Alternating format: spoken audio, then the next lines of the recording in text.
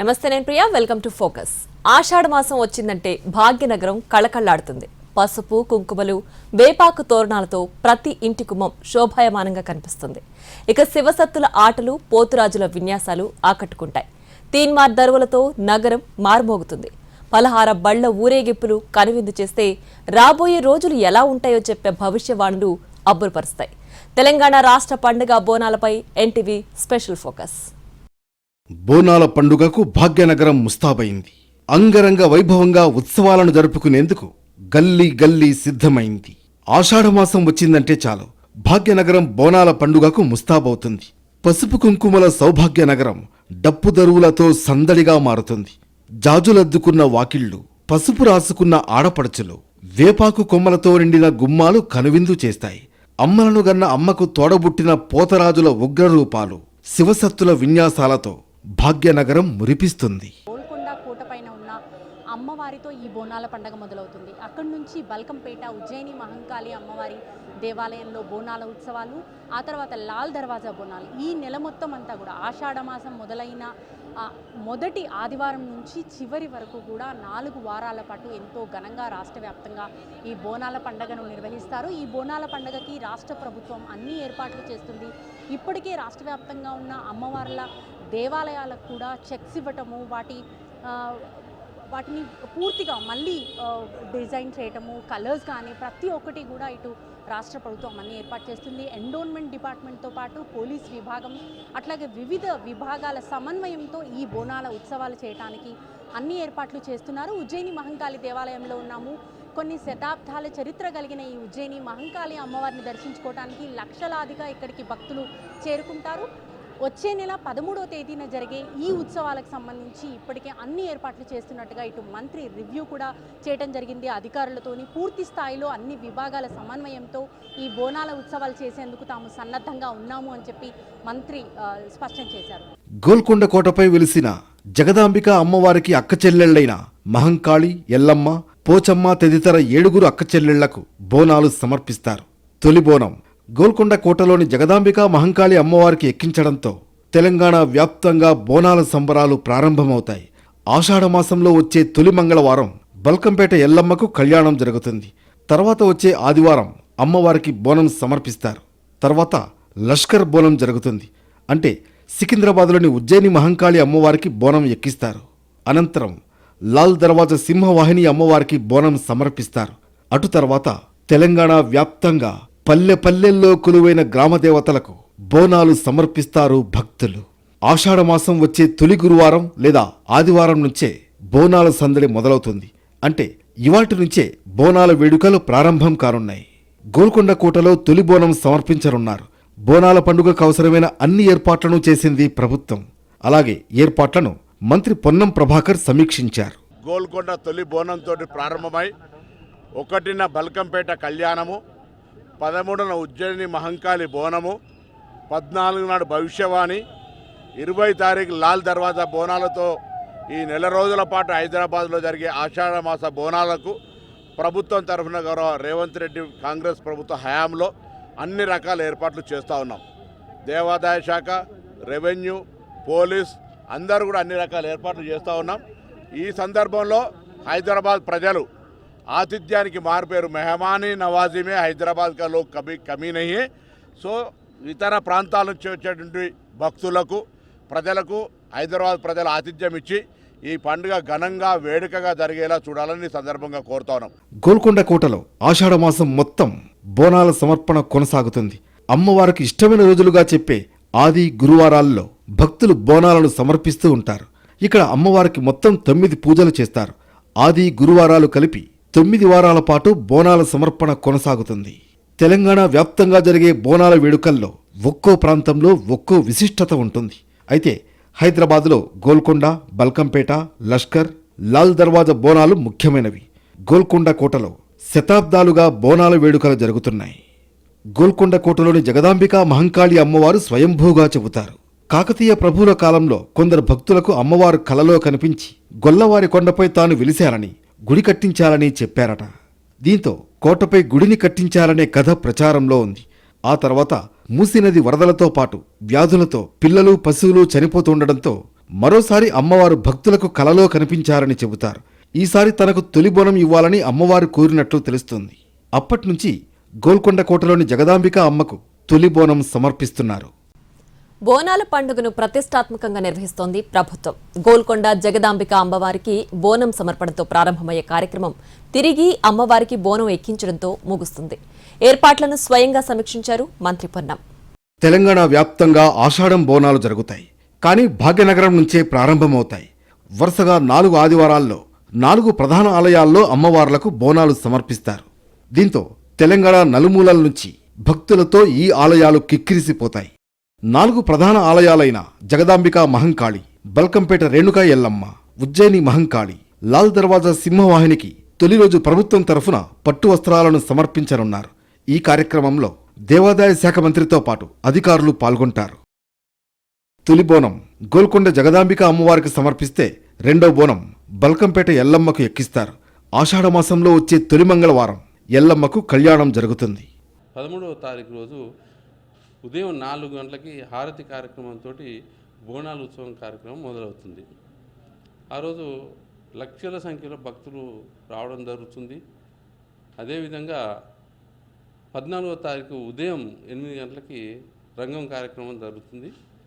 తదుపరి 10 గంటలకి అమ్మవారు గజాధిరోహణం మీద ఈ పురవీధులలో తిరగడం జరుగుతుంది. ఇట్టి బోనాల కార్యక్రమానికి వివిధ ప్రాంతాల నుంచి, వివిధ రాష్ట్రాల నుంచి లక్షల సంఖ్యలో భక్తులు వస్తున్నారు. కాబట్టి బల్కంపేట ఎల్లమ్మ ఆలయంలో ఈ నెల 30న ఎదుర్కోలు కార్యక్రమం నిర్వహిస్తారు. మరుసటి రోజు జరిగే కళ్యాణ వేడుకలో వేలాది మంది భక్తులు పాల్గొననున్నారు. ఇక 3వ రోజు రథోత్సవం నిర్వహిస్తారు. ఆదివారం అమ్మవారికి బోనాలు సమర్పిస్తారు భక్తులు. అమ్మవారి కళ్యాణం కోసం ప్రత్యేకంగా ఆలయం లోపలే పట్టుచీరలు నేయడం ఇక్కడి విశేషం. 30వ తారీఖు సాయంకాలం ఎదుర్కోలు ఉంటుంది. 1వ తారీఖు అమ్మవారి కళ్యాణం 9:30కు ఉంటుంది. తర్వాత 2వ తారీఖు రథోత్సవం సాయంకాలం నుండి జరుగుతుంది. దేవస్థానం తరఫున ఏం చేయాలో అన్నీ కూడా ఏర్పాటు చేయడం జరిగింది. రంగుల సునాలు వేయడం జరిగింది. Illumination of light and decoration, రథం ఫిట్నెస్, మిగతా భక్తులకు ఏర్పాట్లు, బ్యారికేడింగ్ ఇదంతా కూడా అరేంజ్మెంట్ తీసుకుంటూ ఇంటర్నల్లో బ్యారికేడింగ్ కూడా మేము చేస్తున్నాము. కాబట్టి ప్రత్యేకంగా వీళ్ళకు వయోవృద్ధులకు, చిన్నపిల్లలకు, తర్వాత ఇది మన డిజేబుల్డ్ పర్సన్స్కి వాళ్ళకి శీఘ్ర దర్శనం ఏర్పాటుకు దాన్ని ప్రత్యేకంగా ఏర్పాటు చేయడం జరుగుతుంది. జూలై 13న ఉజ్జయిని మహంకాళి అమ్మవారు బోనాన్ని అందుకుంటుంది. లష్కర్లో 2 రోజుల పాటు ఈ కార్యక్రమం కొనసాగుతుంది. ఇందులో అత్యంత ముఖ్యమైనది 2వ రోజు జరిగే రంగం కార్యక్రమం. అమ్మవారు పలికే భవిష్యవాణి కోసం భక్తులు ఎదురు చూస్తారు. తొలి రోజు తెల్లవారుజామున అమ్మవారికి ప్రత్యేక పూజా కార్యక్రమాలు జరుగుతాయి. ఆ సమయంలోనే ప్రభుత్వం తరఫున పట్టు వస్త్రాలను సమర్పిస్తారు. అనంతరం భక్తుల బోనాలను అనుమతిస్తారు. ఇక 2వ రోజు జరిగే బలి, రంగం, గావు పట్టడం, అంబారి ఊరేగింపులు విశేషంగా ఆకట్టుకుంటాయి. గత 230 సంవత్సరాల నుంచి 40 సంవత్సరాల లోపుగా ప్రతిష్ఠితమైనటువంటి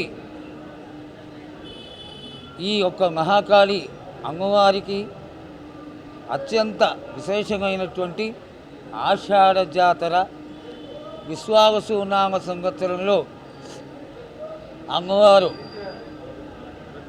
పుట్టింటి నుంచి అత్తవారింటికి వచ్చి ఘటస్వరూపంలో 15 రోజులు గ్రామ సంచారం చేసి జూలై మాసంలో 13, 14 తారీఖుల్లో ఆషాఢ లస్కర్ బోనాల పండుగని అత్యంత వైభవంగా జరిపించుకోవడానికి అమ్మవారు సన్నద్ధమవుతోంది. తెల్లవారుజామున పూజా కార్యక్రమాలు ముగిసిన తర్వాత అమ్మవారి సోదరుడుగా చెప్పే పోతరాజు వీరంగం జరుగుతుంది. ఇది భక్తుల్ని భయపెట్టడమే కాదు, అమ్మవారి అండను కళ్లకు కడుతుంది. ఒళ్లంతా పసుపు రాసుకుని, నుదుటిపై పెద్ద బొట్టు, నల్ల కారుమొబ్బుల్లాంటి కనుబొమ్మలు, ఎర్రటి నాలుక బయటకు చాపి కొరడా ఝుళిపిస్తూ ఎంతో ఉగ్రంగా పోతరాజు వీరంగం సాగుతుంది. అమ్మవారి ఆలయం చుట్టూ వీరంగం చేసిన తర్వాత తల్లికి సొరకాయ లేదా గుమ్మడికాయలతో బలిని సమర్పిస్తారు. తర్వాత అందరూ ఎదురు చూసే రంగం కార్యక్రమం జరుగుతుంది. ఇది 5-6 నెలల నుంచే మా పైన ఇట్లా ఒక నీడ లెక్క ఇట్లా తగిలిపోయినట్టు ఉంటుంటుంది. మాకు కళలో కూడా అమ్మవారు పిలిపించుకొని ముందల వేషం వేయించుకుంటూ ఉంటారు అన్నట్టు అట్లా కళలు పడుతుంది. ఏ జన్మంలో చేసుకున్నామో కానీ అమ్మ వెనకకి ఇట్లా పిలిచినట్టు అనిపిస్తుంటుంది. ఎప్పుడు వస్తాయా పోతరా వేషాలు, ఎప్పుడు వస్తామో, ఎప్పుడు పండుగ వస్తుందా, ఎప్పుడు పండుగ వస్తుందా అని ఇన్ని సంవత్సరాలు అయినా కూడా ప్రతి సంవత్సరం మేము ఇప్పటికీ ఫస్ట్ టైం వేస్తున్నాం, కొత్తగా వేస్తున్నాం అన్నట్టు అనిపిస్తుంది మాకు. అమ్మవారు ఆవహించిన అవివాహిత ఆలయంలో విగ్రహానికి ఎదురుగా పచ్చికొండపై నిలుచుని భవిష్యత్తును చెబుతుంది. వర్షాలు ఎలా కురుస్తాయి, పంటలు ఎలా పండుతాయి, రాజకీయ నాయకుల భవిష్యత్ ఏమిటి వంటి విషయాలను చెబుతుంది. రంగం కార్యక్రమంలో అమ్మ వాక్కును స్వర్ణలత పలుకుతుంది. రంగం పూర్తయిన తర్వాత అమ్మవారి ఘటాలను ఏనుగు అంబారీపై ఊరేగిస్తారు. సాయంత్రం తల్లికి సమర్పించే పలహారపు బండ్లను నగర వీధుల్లో ఊరేగిస్తారు. దీనికోసం రంగురంగుల కాగితాలతో బండ్లను సుందరంగా అలంకరిస్తారు. అమ్మవారు ఇక్కడ బల్కంపేట ఎల్లమ్మ, ఎల్లరిన కాసి ఎల్లమ్మ తల్లి అంటే యాక్చువల్లీ బోనానికి ప్రసిద్ధి వచ్చిందే మన ఎల్లమ్మతోని. ఎందుకంటే ఆమె 7 అంతస్తుల బోనం చేయించి సమర్పించడం, తన భర్త ప్రాణాలు కాపాడుకోవడానికి బోనం సమర్పించిందే. మనకి ఈరోజు బోనాలన్నీ మనకు ఆ అమ్మవారు పెట్టిన ఇదే కాబట్టి మనం ఈరోజు అంటే ఆమె ఒకటి చూపించింది జీవనోపాధికి, జీవన విధానానికి, అంటే ఆ జీవితాన్ని కాపాడుకోవడానికి ఎలాగైతే రక్షగా బోనం సమర్పించిందో అదే అందరూ కూడా ఫాలో అవుతున్నారు. అదేవిధంగా అందరూ బోనాలు సమర్పించడంలో రారాను మట్టి బోనాలు ఉండేవి, తర్వాత రాగి బోనాలు వచ్చాయి, వెండి వచ్చాయి. ఇప్పుడు మీకు తెలుసు తెలంగాణలో బంగారు బోనాలు కూడా ప్రసిద్ధి. సో అంచెలంచెలుగా అమ్మవారికి సమర్పించుకోవడంలో జనాలు కూడా అంత ఆనందంగా వ్యక్తపరుస్తున్నారు. కాబట్టి బోనాల పండుగ బాగా జరగాలి, అందరూ బాగుండాలి, పాడి పంట బాగుండాలి, గొడ్డు గోద వర్షాలు సకాలంలో పడాలి. లష్కర్ తర్వాత బోనమెత్తుతుంది లాల్ దర్వాజా. హైదరాబాద్ ఓల్డ్ సిటీలోని సింహవాహిని అమ్మవారి ఆలయంలో 11 రోజుల పాటు బోనాల వేడుకలు జరుగుతాయి. జూలై 20న బోనాలు సమర్పిస్తారు భక్తులు. 21న రంగం ఊరేగింపు నిర్వహిస్తారు. అమ్మవారికి ధ్వజారోహణ, శిఖర పూజ, కలశ స్థాపన చేయనున్నారు. అలాగే అమ్మవారికి 1,00,000 అక్షితార్చన జరగనుంది. శాలిబండలోని కాశీ విశ్వనాథ ఆలయం నుంచి అమ్మవారి ఘటాలను ఊరేగింపుగా తీసుకొచ్చి లాల్ దర్వాజా ఆలయంలో ఘటస్థాపన చేస్తారు. అప్పటినుంచి 9 రోజుల పాటు అమ్మవారికి 9 రకాల పూజలు నిర్వహిస్తారు భక్తులు. బోనాల తొలి రోజు ఉదయం అమ్మవారికి బైండ్లవారు బలిహరణ కార్యక్రమం జరుగుతుంది. తర్వాత అర్చకులు మహాభిషేకం చేస్తారు. ఆ తర్వాత నుంచి భక్తులు బోనాలను సమర్పిస్తారు. బోనాల రోజు రాత్రి 8 గంటలకు అమ్మవారి కళ్యాణం జరుగుతుంది. ప్రపంచ శాంతిని కాంక్షిస్తూ అన్నంతో చేసిన శివలింగంతో అమ్మవారి కళ్యాణ వేడుక నిర్వహిస్తారు. రెండో రోజు పోతరాజుల స్వాగతం, రంగం కార్యక్రమాలు ఉంటాయి. అయితే లాల్ దర్వాజా వేడుకల్లో అత్యంత ముఖ్యమైనది రెండో రోజు నిర్వహించే అమ్మవారి ఊరేగింపే. డప్పుల మోత, శివసత్తుల నృత్యాలు, పోతరాజుల విన్యాసాల మధ్య అమ్మా బయలెల్లినాదో అంటూ సాంస్కృతిక సంబురంలా ఊరేగింపు సాగుతుంది. లాల్ దర్వాజాలో ప్రారంభమయ్యే అమ్మవారి ఘటాల ఊరేగింపు శాలిబండ, చార్మినార్, మదీనా మీదుగా ఢిల్లీ దర్వాజాకు చేరుకుంటుంది. అక్కడ మూసీ నదిలో అమ్మవారికి నిమజ్జన కార్యక్రమం జరుగుతుంది. ఈ వేడుకల్లో భారీ సంఖ్యలో భక్తులు పాల్గొంటారు. సింహవాహిని శ్రీ మహంకాళి దేవాలయం గత శతాబ్ద కాలంగా అంటే ఈసారి మేము 117వ వార్షికోత్సవం జరుపుకోబోతున్నాం. నిజాం కాలం నుండి కూడా అమ్మను ఆరాధ్య దైవంగా భావించి బంగారు చాటలో అమ్మవారికి పుస్తమెట్టలు కానివ్వండి, ముత్యాలు కానీ ఆనాటి నిజాం కాలం రాజులే అమ్మవారికి సమర్పించారు. ఆ ప్రాధాన్యత ఇప్పుడు కూడా ప్రభుత్వం తరపు నుంచి కొనసాగుతుంది. మన ప్రభుత్వ కోత్వాల్ ఎవరైతే ఉన్నారో commissioner of the police and GHMC commissioner వచ్చి ఇక్కడ శిఖర పూజ అండ్ ధ్వజారోహణము ఇత్యాది కార్యక్రమాలతో మా బోనాల ఉత్సవాలు వచ్చే నెల జూలై 11న మొదలవుతాయి. 13వ తేదీన అమ్మవారిది ఘటాల ఊరేగింపు ఉంటుంది కాశీ విశ్వేశ్వర దేవాలయం శాలిబండ నుంచి. 13వ తేదీ నుంచి ప్రతిరోజు కూడా అమ్మవారికి ప్రత్యేక పూజలు నిర్వహించబడను. 1,00,000 అక్షితార్చన కానివ్వండి, కుంకుమార్చన కానివ్వండి, చండీ హోమం, నవచండీ హోమం అండ్ శాంతి కళ్యాణం కానివ్వండి ఇత్యాది కార్యక్రమాలు జరుగుతాయి. ఈసారి కొత్తగా ఆర్య సమాజ్ హైదరాబాద్ వారి నుండి 11 హోమాలు పెట్టి అమ్మవారికి యాగం నిర్వహించబడును. 22 మంది దంపతులకు అవకాశం ఇస్తున్నాం ఈసారి. బోనాల పండుగ వెనుక చాలా చరిత్ర ఉంది. తెలంగాణ ప్రజల జీవన విధానాన్ని కాపాడుకోవాలనే మంచి ఉద్దేశంతో పాటు వ్యాధుల నియంత్రణ అంశం ఇందులో దాగి ఉంటుంది. ఆషాఢమాసంలో అమ్మకు ఎత్తర బోనం అంటూ ఘనంగా సాగుతుంది కార్యక్రమం. పోతురాజుల కాళ్ల గజ్జలు ఘల్లుమంటుంటే భక్తుల తనువు పులకరించిపోతుంది. మనసు భక్తి పారవస్యంలో తేలియాడేలా ఊరంతా సంబరమై సాగిపోతుంది. తెలంగాణ సంస్కృతిలో బోనం ఓ భాగమైంది. ప్రజల జీవన విధానానికి ప్రతీకగా నిలిచింది. మంచి చెడులకు ప్రకృతిపై ఆధారపడే బతుకులను జబ్బుల నుంచి కాపాడే పండుగగా బోనాలకు ప్రత్యేక స్థానం ఉంది. ఊరిని కాచే గ్రామదేవతల్ని కొలిచి వాళ్లకు మొక్కులు చెల్లించడమే ఈ పండుగ ముఖ్య ఉద్దేశం. అమ్మవారిని ఇంటి ఆడబిడ్డగా తలచి కడుపు నిండా అన్నం పెట్టడమే బోనాల పండుగ. అమ్మవారికి దీపం పెట్టి సాగపోసి సల్లగ చూడమ్మా అంటూ మొక్కులు చెల్లించుకుంటారు భక్తులు. తెలంగాణ ప్రజల జీవన విధానం ప్రకృతితో పెనవేసుకుని ఉంటుంది.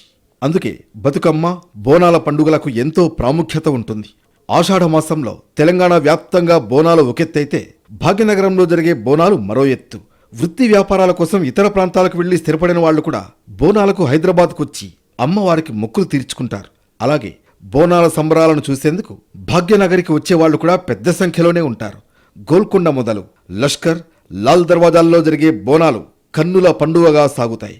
దీంతో బోనాలు జరిగే నెల రోజులు హైదరాబాద్ నగర వీధులు కళకళలాడుతూ ఉంటాయి. బోనాల పండుగ అప్పుడు మాత్రమే ఎక్కడెక్కడి ఊళ్ళో ఉండే వాళ్ళందరూ, ఎక్కడెక్కడి ప్రాంతాలకు వలసపోయిన వాళ్ళు, ఎక్కడెక్కడి ప్రాంతాలకు మెట్టినింటికి వెళ్ళిన వారు, అత్తగారి పెళ్లి చేసుకొని లేదా ఇతర ఉపాధుల కోసం, ఉద్యోగాల కోసం వెళ్ళిన వాళ్ళందరూ ఈ ఆషాఢ మాసంలో మాత్రం హైదరాబాద్ నగరానికి వచ్చి, అయితే అది జగదాంబిక టెంపుల్ గోల్కొండ కానీ, లేదంటే కనుక అక్కన్నమాదన్ టెంపుల్ కానీ, సబ్జీ మండి కానీ, నల్లపోచమ్మ టెంపుల్ కానీ, లేదా కార్వాన్ కానీ, లేకపోతే ఉజ్జయిని మహంకాళి సికింద్రాబాద్ టెంపుల్ కానీ, లేదంటే లాల్ దర్వాజా సింహవాహిని టెంపుల్ కానీ, ఇలా ఏదో ఒక అమ్మవారి దగ్గరికి వచ్చేసి వారందరూ సశాస్త్రీయంగా, సభక్తికంగా బోనాలను సమర్పించి వాళ్ళ కోరికలను నెరవేర్చుకుంటున్న సందర్భాన్ని మనం చూస్తున్నాం. ఆషాఢమాసంలో జరుపుకునే ఈ బోనాల ఉత్సవాలకు ఎంతో చారిత్రక ప్రాశస్త్యం ఉంది. 600 ఏళ్ల క్రితం శ్రీకృష్ణదేవరాయలు 7 కోళ్ల నవదత్తి ఆలయాన్ని నిర్మించి బోనాలు సమర్పించుకున్నారని చరిత్ర చెబుతోంది. ఇక 1676లో సర్వాయి పాపన్న కరీంనగర్లో ఎల్లమ్మ గుడిని కట్టించి అమ్మవారికి బోనాలు సమర్పించాలని చరిత్ర చెబుతోంది. గోల్కొండ కోట కాకతీయుల అధీనంలో ఉన్న రోజుల నుంచే బోనాలు సమర్పించేవారు. కులీ కుతుబ్ షా, బాదుషా హయాంలోనూ గోల్కొండ బోనాల సంప్రదాయం కొనసాగింది. తానిషా పాలనలో అక్కన్న మాదన్నల ఆధ్వర్యంలో గోల్కొండ కోట నుంచి శాలిబండలోని హరిబోలిలోని అమ్మవారి ఆలయం వరకు బోనాల ఉత్సవాలు వైభవంగా సాగేవని చెబుతూ ఉంటారు. లష్కర్ బోనాల వెనుక ఓ కథ ఉంది. 1813లో హైదరాబాదులో ప్లేగు వ్యాధి ప్రబలింది. 100 మంది చనిపోయారు. ఆ సమయంలో సికింద్రాబాద్ వాసి సూరటి అప్పయ్య ఉజ్జయినిలో సైనికుడిగా విధులు నిర్వహిస్తూ ఉండేవాడు. ప్లేగు వ్యాధి వ్యాప్తి గురించి తెలుసుకుని బాధపడి ఉజ్జయినిలోని మహంకాళి అమ్మవారిని ప్రార్థించాడు. ప్లేగు వ్యాధి బారి నుంచి తమ ప్రాంతాన్ని రక్షించాలని వేడుకున్నాడు. దీంతో వ్యాధి తీవ్రత తగ్గింది. 1815లో సికింద్రాబాద్కు తిరిగి వచ్చిన సూరటి అప్పయ్య ఉజ్జయిని నుంచి చెక్కతో తయారు చేసిన అమ్మవారి విగ్రహం తీసుకొచ్చి ఇక్కడ గుడి కట్టించారని చెబుతున్నారు. అప్పటి నుంచి సికింద్రాబాద్లో బోనాలు జరుగుతున్నాయి. సైనికుడు ప్రతిష్ఠించిన ఆలయం కనుక లష్కర్ బోనాలుగా పిలుస్తున్నారు. 15వ సంవత్సరంలో స్వయంగా ఆయన శిల్పి కాదు, ఏం కాదు, ఒక ఆర్మీ సోల్జర్ అంటే గన్ పట్టడం, శిల్పి పట్టడం తెలియదు. సో ఆయన స్వయంగా ఏ రూపం అయితే తనకు దర్శనం ఇచ్చిందో అదే రూపంలో కళ్ళు మూసుకొని ఒక చెక్క విగ్రహం చేయించడం జరిగింది. అది జూన్ మాసంలో స్థాపన చేయడం జరిగింది. అమ్మవారిది ఏంటంటే ఉజ్జయిని అనేది ప్లేసు కాళీ, ఉజ్జయిని మహాకాళేశ్వరుడు కాళీ కనుక అది పెట్టడం జరిగింది. మహాకాళి కాదు, మహాకాళి అని నామకరణం చేసి స్థాపించడం జరిగింది. తదనంతరం ఇప్పుడు దేవాలయం అన్న తర్వాత నీరు అనేది ఇంపార్టెంట్ కనుక ఆ సమయంలో ఇక్కడ దగ్గరున్న బావి తవ్వించడం జరిగింది. ఆ బావిలో కూడా అమ్మవారు మాణిక్యాల దేవి అనేది లభించడం జరిగింది. ఆ అమ్మవారు కూడా ఒక 6 ఏళ్ల బాలికకు వచ్చి, నేను మాణిక్యాల దేవిని, మా అక్క కుడి పక్కన నన్ను స్థాపిస్తూ ఇక్కడ అందరినీ చల్లగా చూస్తానని అమ్మవారు ఆ బాలిక ద్వారా పలకడం జరిగింది. అదేవిధంగా అమ్మవారి కుడివైపు మాణిక్యాల దేవి. ఏ దేవాలయానికి ఒక్క అమ్మవారు ఉంటుంది, ఈ దేవాలయానికి మాత్రం 2 అమ్మవారు. లాల్ దర్వాజా బోనాల వెనుక కూడా ఓ కథ ఉంది. ఈ ఆలయంలో వెలసిన దేవత మహిమాన్వితం అంటారు భక్తులు. నిజాం ప్రభువుల కాలంలో నగరానికి రక్షణ కల్పించేందుకు పటిష్టమైన గోడ నిర్మించారు. జనం రాకపోకల కోసం 13 దర్వాజాలు ఏర్పాటు చేశారు. వాటికి ఆనుకుని కిటికీలు ఉండేవి. అలాగే దర్వాజాల వద్ద అమ్మవార్లను ప్రతిష్ఠించారని చెబుతారు. ఇటువంటి దర్వాజాల్లో ప్రధానమైనది లాల్ దర్వాజా, అంటే ఎర్రటి గడప అని అర్థం.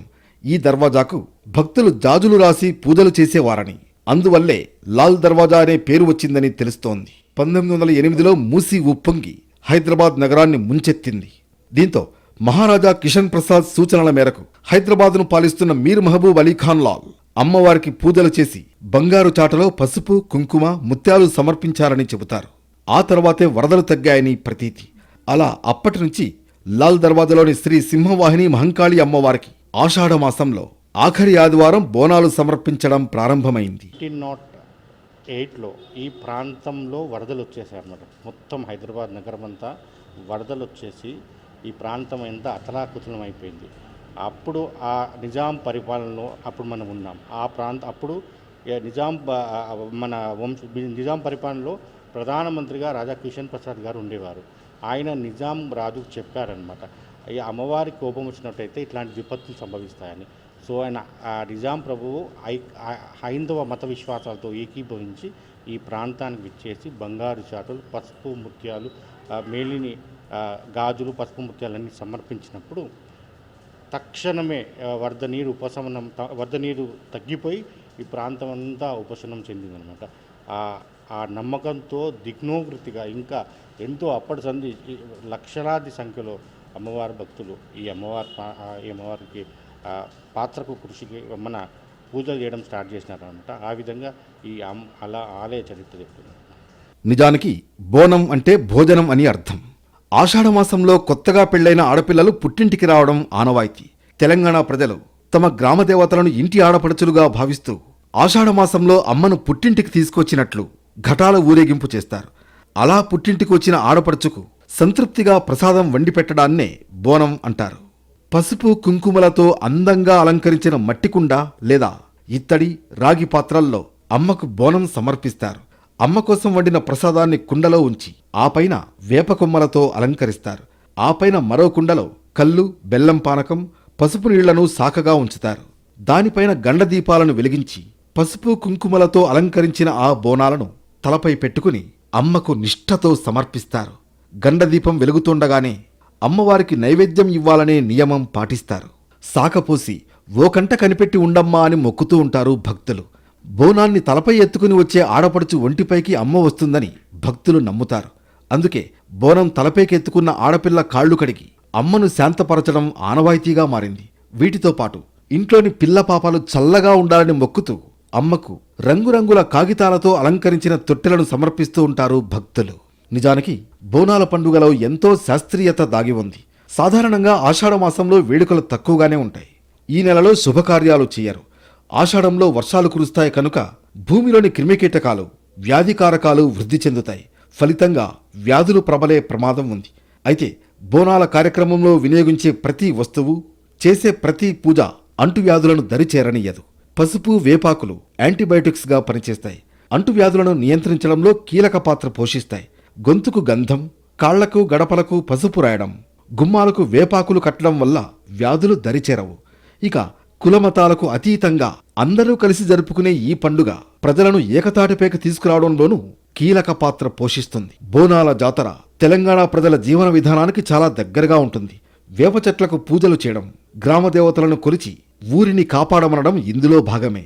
అమ్మవార్లకు కళ్ళు సాకగా పోయడం, మట్టికుండకు పసుపు రాసి బోనాలను ఎక్కించడం ప్రకృతి జీవనానికి ప్రతీకలే.